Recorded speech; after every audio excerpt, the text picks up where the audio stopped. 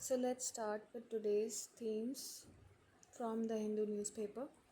सबसे पहला जो है वो आपका वंदे गंगा जल संरक्षण जन अभियान है। ये जो है ये इम्पॉर्टेंट है, आप इसके ऊपर नोट्स बना लीजिएगा इन्वायरमेंटल पर्सपेक्टिव से, क्योंकि अक्सर ये अभियान जो होते हैं इनके इन डेप्थ जो कंसेप्चुअल डिटेल्स हैं इनके बारे में यूपीएससी ऑप्शंस में पूछता है। Next, NGT asks firm to give details of the cargo in the sunken vessel। NGT के ऊपर आप नोट्स बना लीजिएगा स्टैटिक से कनेक्ट करके, और जितने भी ट्रिब्यूनल्स हैं, ठीक है, ट्रिब्यूनल एक्ट हो गया, इसकी इम्पोर्टेंस क्या होती है, वेदर हाई कोर्ट की या सुप्रीम कोर्ट की इंटरफेरेंस है या नहीं, या उसका डिसीजन फाइनल है, बाइंडिंग है या नहीं, इस कंटेक्स्ट में आप जो है नोट्स बना लीजिएगा। So NGT tribunal has stated that Mediterranean Shipping Company MSC that owned the Liberia flagged container vessel MSC Elsa 3 that sank in Kochi coast on May 25 is expected to clarify on the contents of the hazardous cargo in 13 of the 640 containers। ये environmental perspective से बहुत important है। Impact on the marine coastal environment affecting the biodiversity and water quality of the area as the sunken ship was carrying hazardous materials like calcium carbide oil and other undisclosed items। As we are seeing the rise of COVID-19 cases, so ये important हो सकता है upcoming जो UPSC prelims है उसके लिए भी, और कहीं ना कहीं जो वे फॉरवर्ड होना चाहिए, मैनेजमेंट कैसा होना चाहिए, जो भी एक्सपीरियंसेस हमने पास्ट इन्फेक्शन जो स्प्रेड हुआ था, वाइड स्प्रेड हुआ था, उससे जो भी हमने एक्सपीरियंसेस देखे हैं, जो भी हमने एक्सपीरियंस किया है, सॉरी, उसको हमें किस तरीके से इम्प्लीमेंट करना चाहिए, what new strategies should be brought in, ये इम्पॉर्टेंट है। So this is a part of editorial misinformation, a bigger threat than COVID-19 uptick।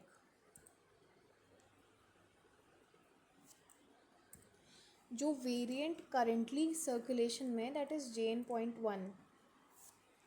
Okay, this is JN.1, a descendant of Omicron variant. So ये UPSC prelims में भी पूछ सकता है कि is JN.1 a descendant of Omicron variant, or BA.1.529। Omicron has the largest variant concern of SARS-CoV-2, first reported in November 2021। Since then, even though a few subvariants or sublineages of Omicron have emerged, there has not been any new variant of any concern in the part of the world। The current dominant one is JN.1, also called as the Pirola, is not new and was first reported in August in 2023 in Luxembourg and has been reported from India since November-December 2023। Few sublineages of JN.1 such as LF.7 and NB.1.8, ये important है, इसके क्या sublineages हैं ये important है, have also been reported, but इनके जो variation है, इनके क्लिनिकल डिफरेंसेस हैं, वो पेरेंट वेरिएंट से बहुत ज़्यादा नहीं है। Have not major clinical differences with the parent material.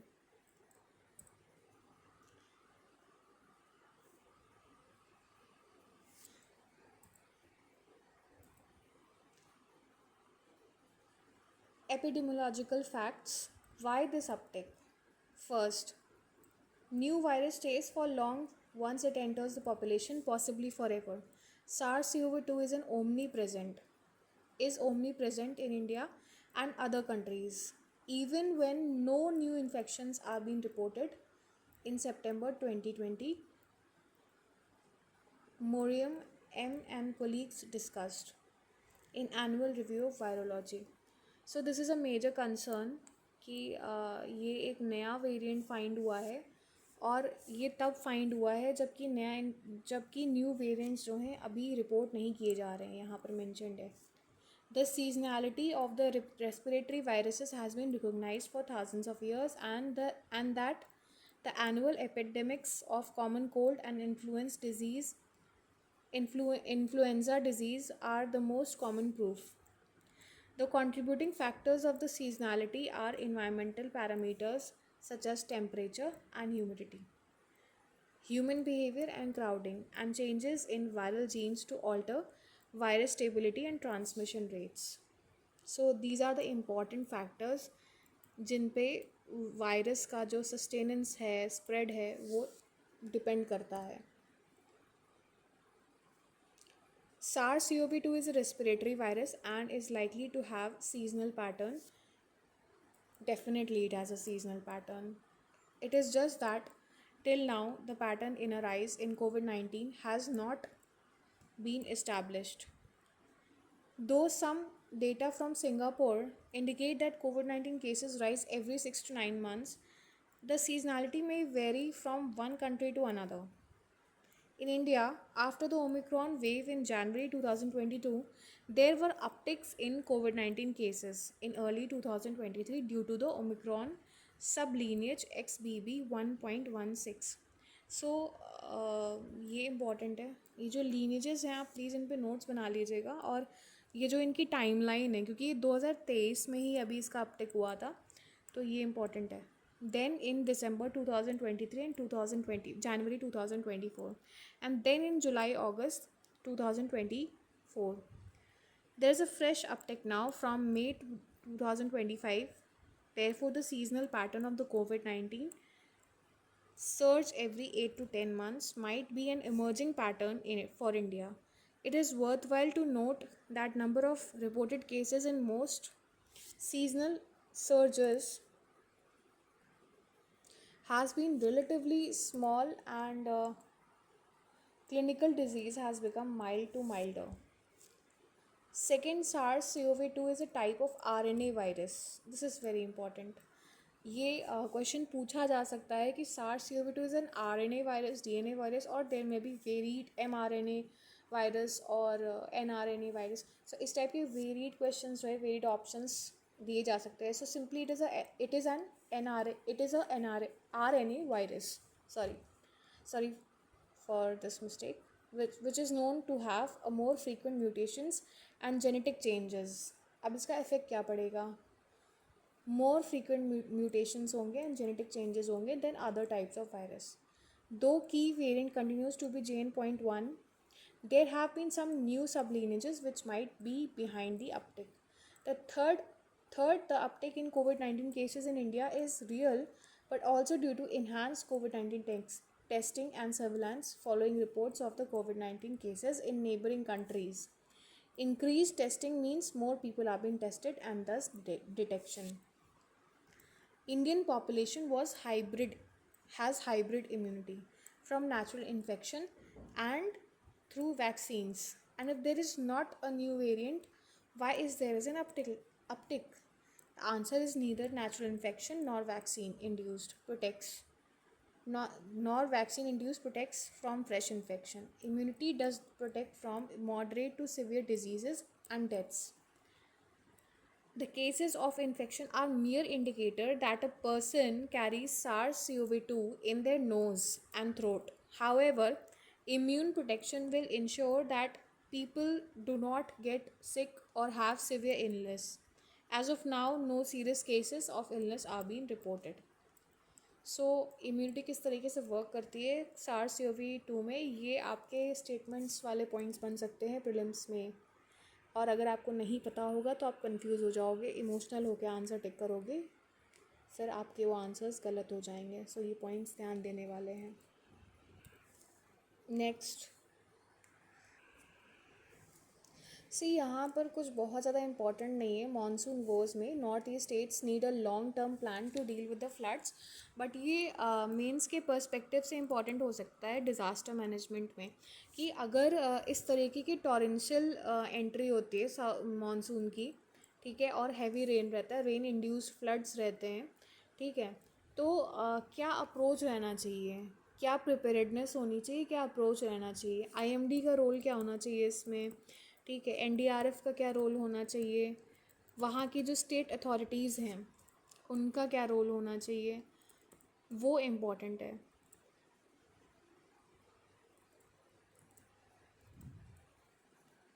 ये इम्पॉर्टेंट है, आप इस पे नोट्स बना लीजिएगा बिकॉज ये मेंस पर्सपेक्टिव से ज़्यादा इम्पॉर्टेंट है। So southwest monsoon has made torrential entry and is unexpectedly has wreaked considerable havoc. While monsoon advent from Kerala and its subsequent journey northwards is a cause for celebration given its association with the economy. This is the only one branch of the monsoon, the Arabian Sea branch, a day or two after its onset over the Kerala and sometimes simultaneously the Bay of Bengal branch of the monsoon makes its way from Andaman and Nicobar Islands and enters the northeastern states, first bringing in rains to eastern states.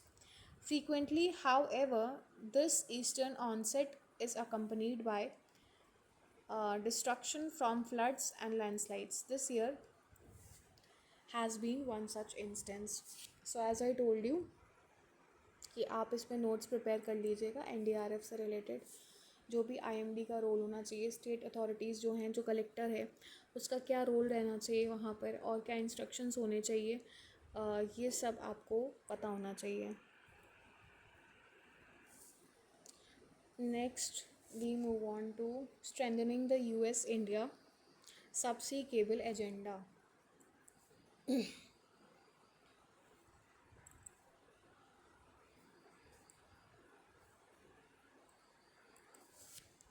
Bilateral commercial engagement between India and US is accelerating across multiple fronts, not limited to an imminent trade agreement.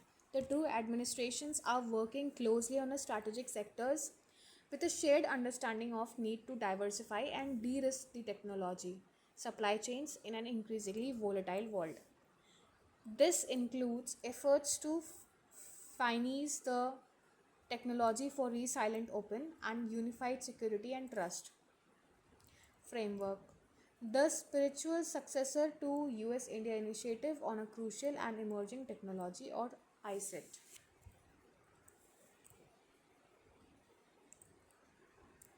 Subsea cables की क्या importance है?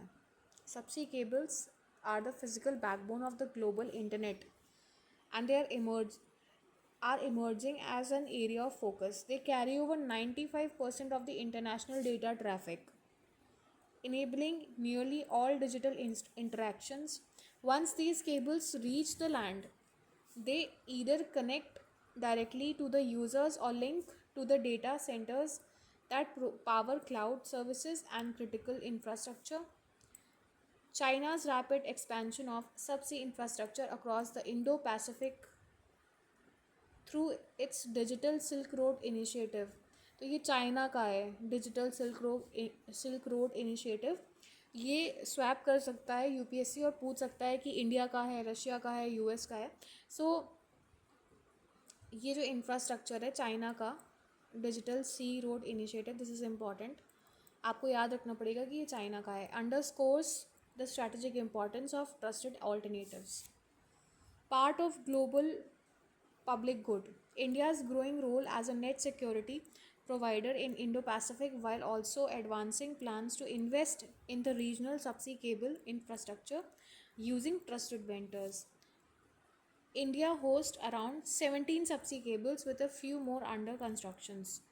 But these are cumulatively less than the Singapore's 26 despite much smaller size. This must change because we are well positioned. अब हमारी position की importance क्या है ये जानते हैं। We are well positioned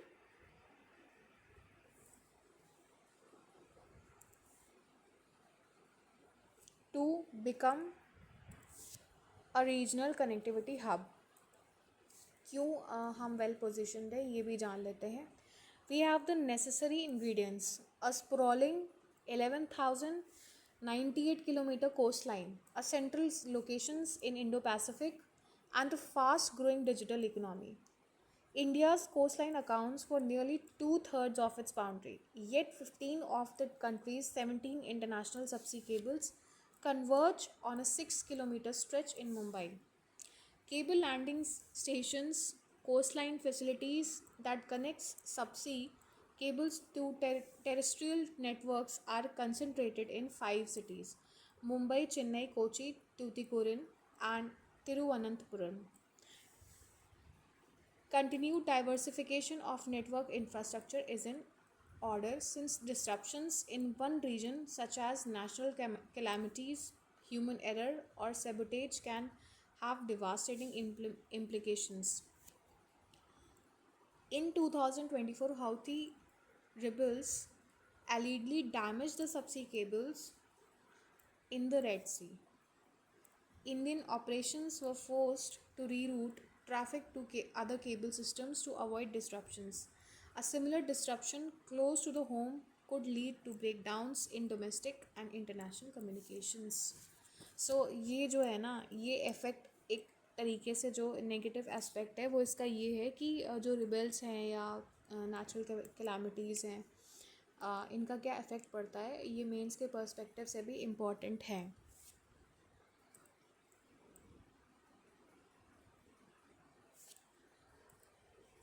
Potential as a transit hub. What potential does it carry? ये जानते हैं. Positioned between Europe, Southeast Asia, and Africa, India sits near key maritime choke points: the Strait of Hormuz, the Strait of Malacca, and Bab el Mandeb. This makes the country a natural hub for global cable networks.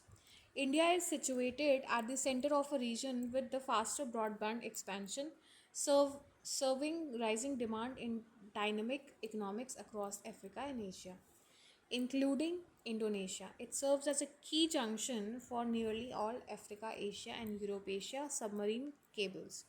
सो जो हमारे India का जो position है वो एक बहुत ही greater potential hold करता है. ये क्यों होल्ड करता है, ये रीज़न है. ये आप अपने आंसर में इंक्लूड कर सकते हैं. So these are the key points which can be helpful to make your mains answer. India's bandwidth requirement is projected to grow at 38% between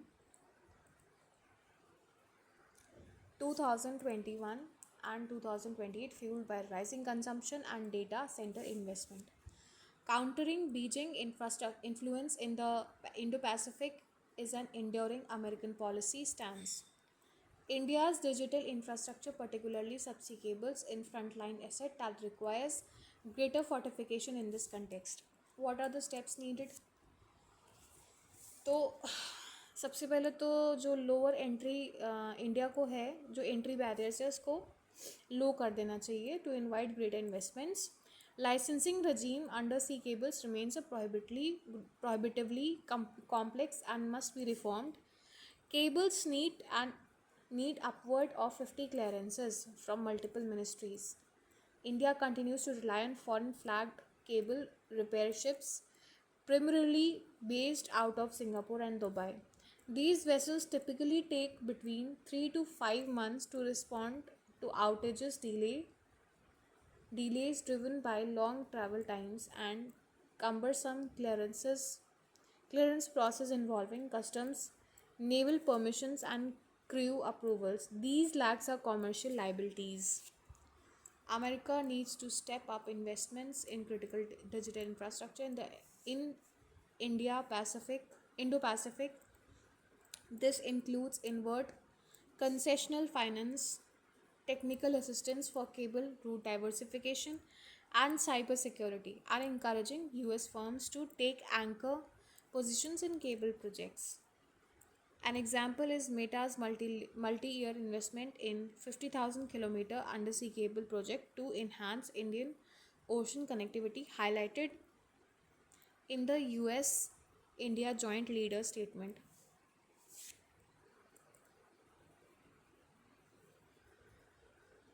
Such swift action on these front lines will improve the region's digital resilience and advance shared strategic and commercial goals. In our last slide, we discussed about The COVID-19 rising pandemic, what is the uptick? Now, what should be the preparedness? What lessons have we learned from the past experiences? Experience from the pandemic is that with others pre-existing comorbidities and proportionately affected COVID-19 infection, common comorbidities include hypertension, diabetes, cardiovascular disease, obesity, and diseases. An advancing age. People with these conditions must start masking up public places and hand wash regularly. Former WHO chief scientist Soumya Swaminathan has said. The recent immunity from the pandemic will stand in good stead, but again, to take possible precautions, including giving boosters or vaccines shots, especially to the vulnerable. The government must step in, as COVID vaccines or boosters are not available in the most parts of the country. Even urban centers, India, even the urban centers. India, a signatory to WHO pandemic agreement, must first ensure that stockpiles of vaccines and diagnostic kits are created and distributed across the country.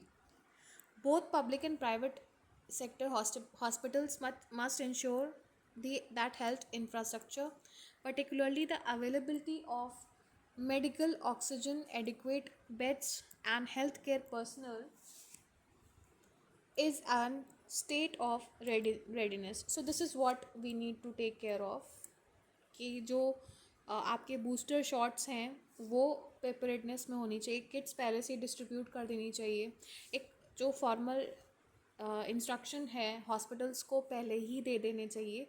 ये जो अगर pre hand instructions दे दिए जाएंगे तो ये help करेगा कहीं ना कहीं कंट्रोल करने में और पहले से ही जो केसेस आ रहे हैं उनको डील करने में.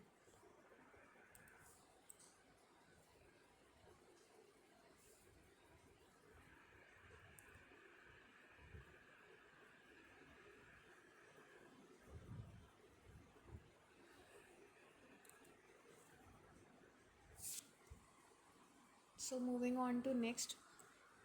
Wait.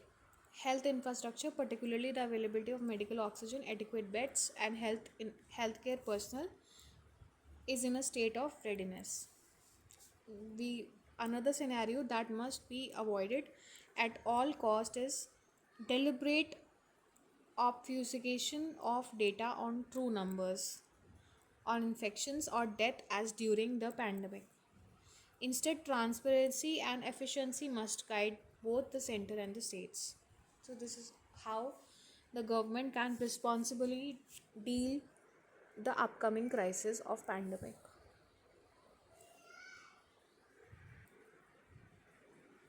So next we move on to that why has net FDI inflow plummeted?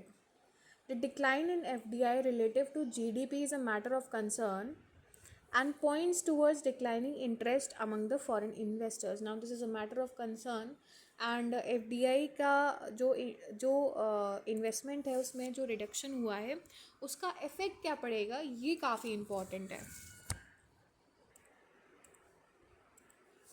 So RBI ने एक बुलेटिन इशू किया है that provides the FDI investment figures of the fiscal year 2024 to 25. The two contrasting narratives have emerged, focusing on the headline number. Government sources and many media outlets have reported received an unprecedented $81 billion of gross inflows.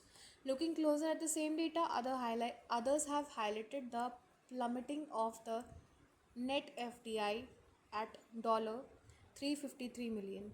The government and economists monitor these flows as a barometer of investment climate. The principal FDI inflows enhance fixed investment to expand production capacity and bring in the newer technology. So this is the importance कि क्या मतलब FDI inflows से होता है. newer technology, and global best practices. The reality, however, could be different. So, what do the contrasting numbers reveal? To interpret the economic significance of the figures, it is necessary to relate them to countries' GDP. The gross inflows to GDP ratio steadily declined from 3.1% in 2022 to 2.1% in 2024 to 25. However, the decline was slightly steeper in net FDI from 1.6% of GDP to 0 in the same period, highlighting the divergence between the two flows. The graph also shows a steadily rising outward FDI and repatriation and disinvestment for short, to account for difference between to the two figures. Let's see chart 1.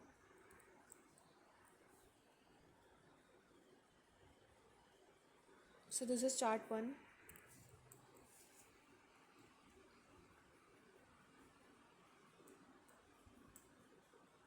So we can see that in 2020 to 21 it was 3.1 and now it is 2.1. So there is a decline, okay, in the investment pattern of the, this is the gross inflow and this is the net FDI. Here also we can see that here it was 1.6 and here it is 1.3, and this is OFDI.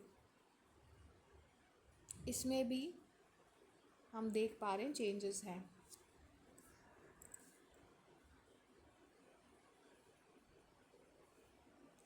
To interpret the economic significance, sorry ये paragraph repeat हो गया था. Outward FDI refers to Indian companies investing abroad to expand their market and acquire technologies to enhance their domestic capabilities. However, OFDI also includes the financial inflows to many tax havens such as Singapore and Mauritius, which are also the top sources of India's inward flow. So Singapore and Mauritius are one of the top sources of, ये important है prelims के aspects है कि FDI inflows which of the following countries are the topmost sources of the FDI inflows. Many have questioned whether such a symmetric inflow and outflow of the foreign capital to tax havens represent correlated movements of the hot money entering and exiting the country at will. Such flows may hardly expand domestic investment but may allow global capital tax arbitrage.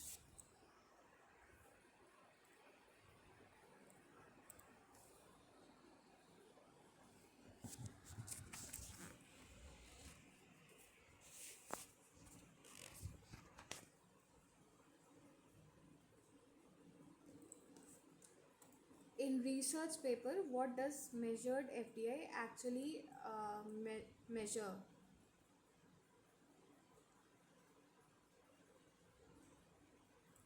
October 2016, Oliver Blanchard and Julian Akelin showed that inward and outward FDI flows across emerging market economies are highly correlated, responding to US policy rate.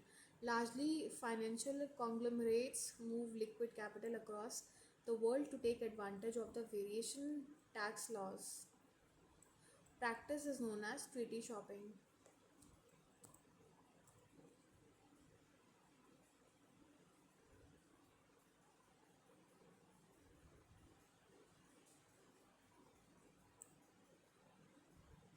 So that's it, which was important.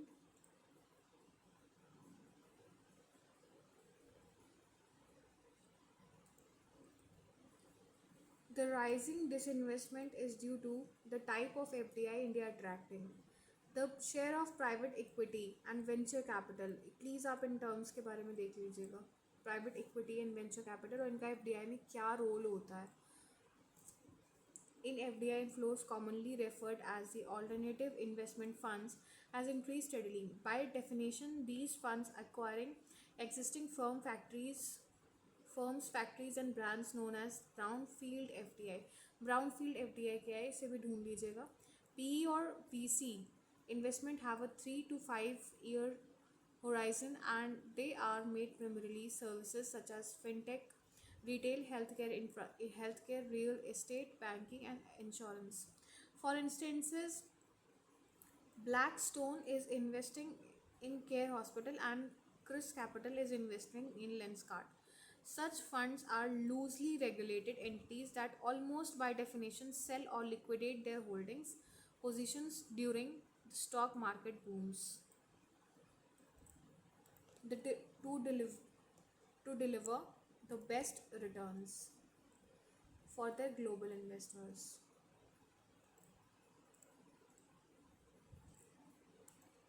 It is quite plausible that PE or VC funds selling their holdings during the stock boom boosted disinvestment in financial year 2025. Estimate क्या बताता है that PE or VC funds in FDI inflow shows a steady rise during the last decade from 12.2% in 2009 to 10 to over 75.9% in 2020 to 21. ये chart 2 दिखा रहा है. Let's move on to chart 2. Chart 2 पे चलते हैं.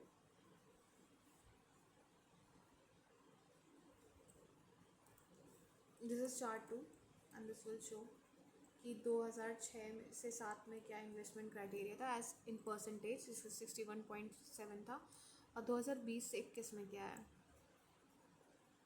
जो पीई इन्वेस्टमेंट है of the gross FDI.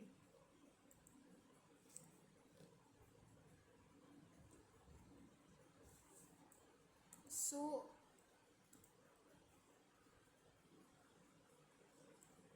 despite much handwriting, it is essential to appreciate the FDI inflows are modest and declining share of gross fixed capital formation. GFCF, the gross inflows peaked at 7.5% of the GFCF in financial year 21 in the past decade in current prices, declining precipitously thereafter. The same applies to net FDI to GDP ratio. इसमें आपको ध्यान देना पड़ेगा कि जो GFCF है उस पर क्या असर पड़ता है FDI, डिक्लाइनिंग FDI का. Is it positive, is it negative, इस पर कुछ नोट्स बना लीजिएगा. और ये आर्टिकल आप थोड़ा सा गूगल से निकाल के भी पढ़ लीजिएगा क्योंकि इस पर कंसेप्चुअल क्लैरिटी होना बहुत ज़रूरी है. यही इन टाइप के क्वेश्चन ही यूपीएससी स्टेटमेंट में देता है, स्टेटमेंट बेस्ड क्वेश्चन में देता है, और अगर हमें पता नहीं होता तो हम कंफ्यूज हो जाते हैं. तो स्पेसिफिकली जो एफडीआई इनफ्लोज है उनका रिडक्शन, उसका क्या इम्पैक्ट पड़ा है जीएफसीएफ पे, ये काफ़ी इम्पॉर्टेंट है.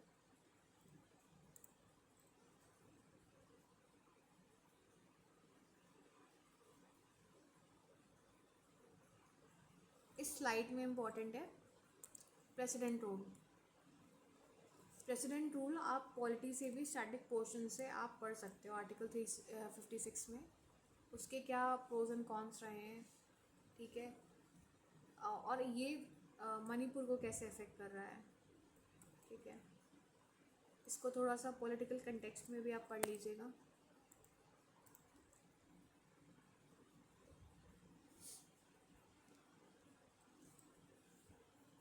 Now, India Paraguay can strengthen trade ties. PM. So ये जो ट्रेड टाइज के बारे में बात की जा रही है, mister Modi welcome Paraguay's president Santiago Pena Palacuez and presented a Mercosur trade bloc in Latin America, an arena where India and Paraguay can work together closely.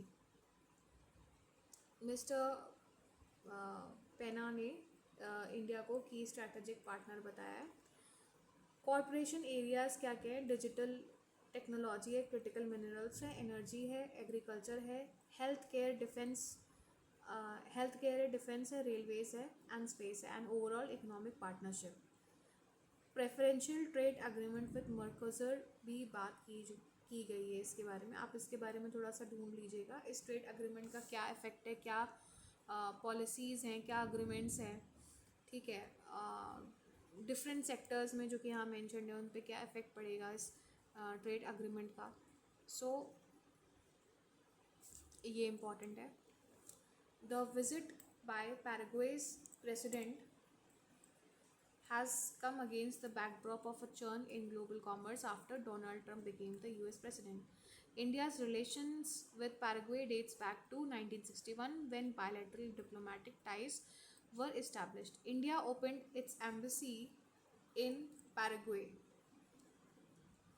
Paraguay's capital Asuncion in August.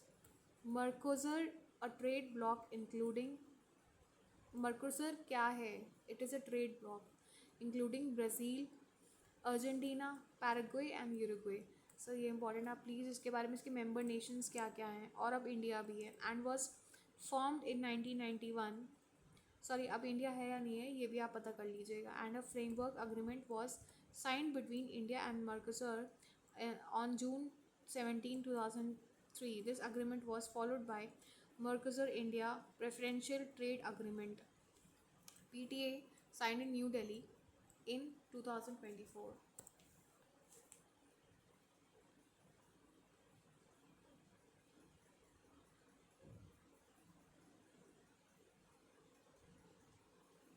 So that's it for the day. I request you to please like, subscribe and share your valuable feedback for further improvements. Thank you.